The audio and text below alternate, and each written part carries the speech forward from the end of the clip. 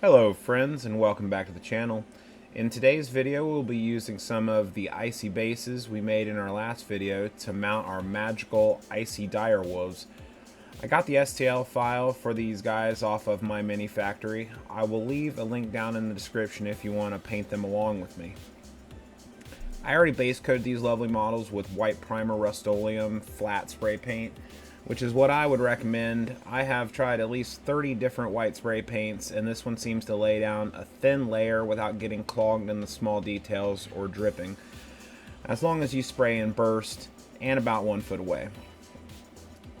Now that we're all primed, we will start by laying down a thin layer of Army Painter Speed Paint Battleship Gray down along the spines, around the mane, and on the fluffy bits of the legs, and on some of the tails to give a variety.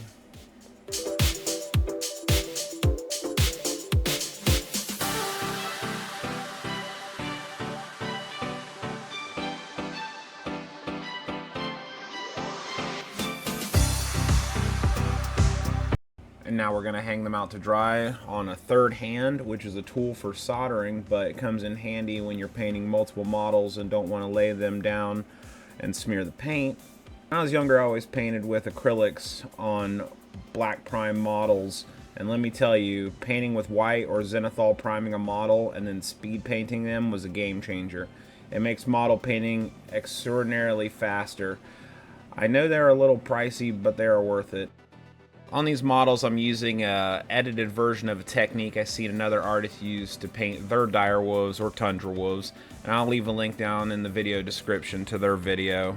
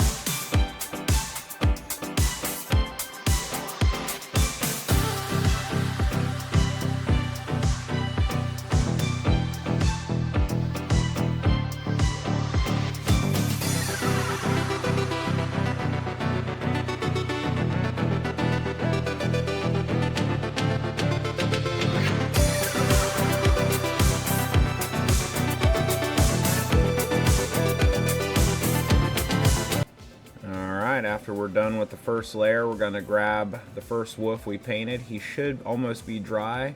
I have a small fan off screen really putting in the work to get these guys good and dry between paint colors. We're going to lay down a layer of my favorite speed paint color, Magic Blue, over the top of the gray, but not covering it completely. This adds to the layers of the fur and gives the shades where the colors overlap. I am not being too over precise on these colors because if you overshoot or do something different, it will make that model stick out from the others of the same race or species.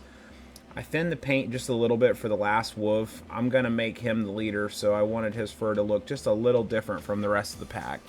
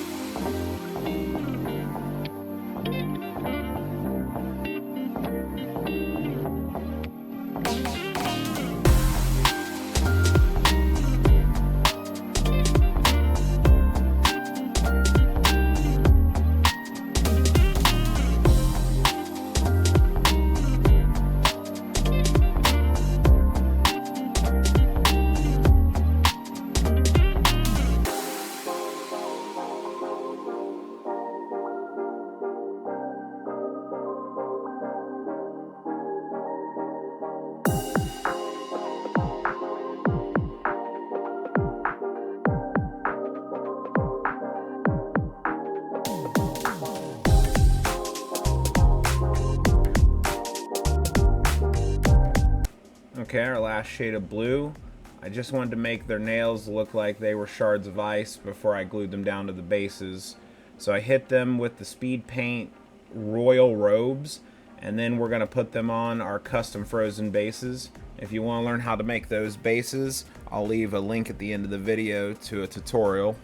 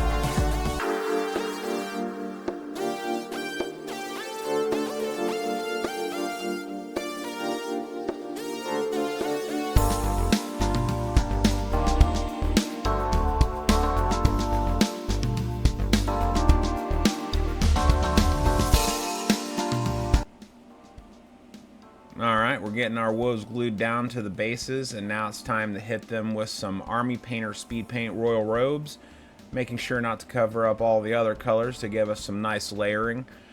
We'll go back in and clean up with a dry brush and pick up any paint that is pooling up in the crevices.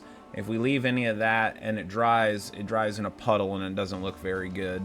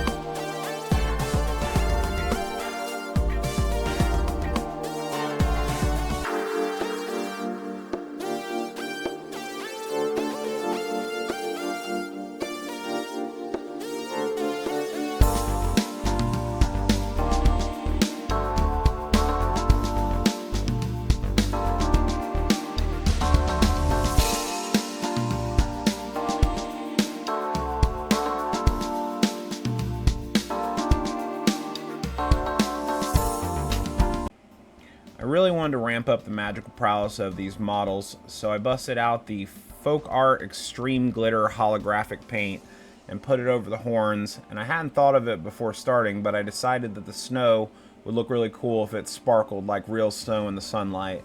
So we hit all the white on our bases with the glitter paint also.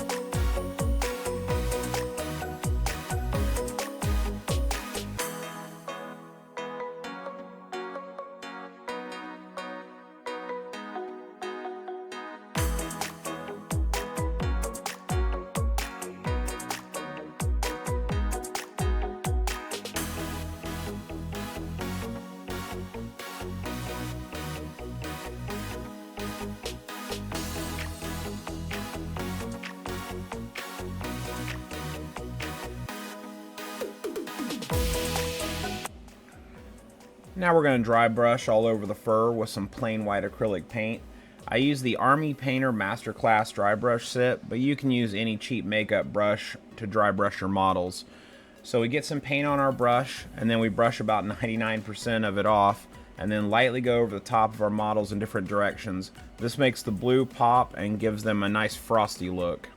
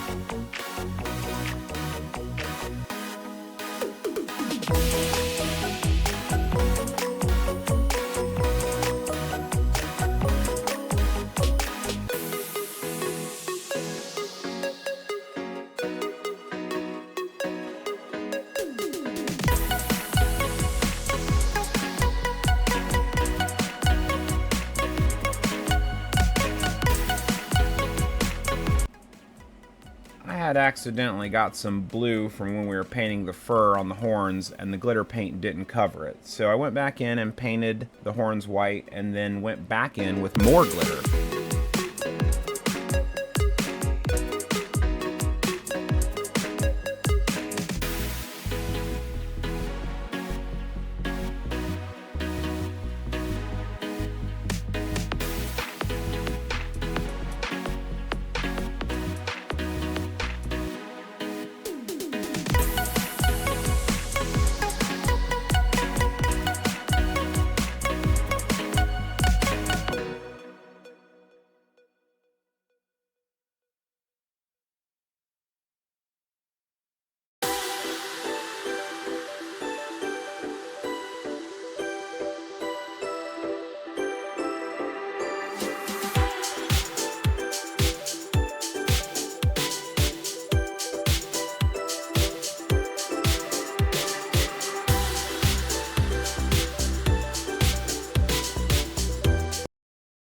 Final touch, we got a really little Citadel fine detail brush and did some white dots for their eyes and a thin layer over their teeth to really make them stand out.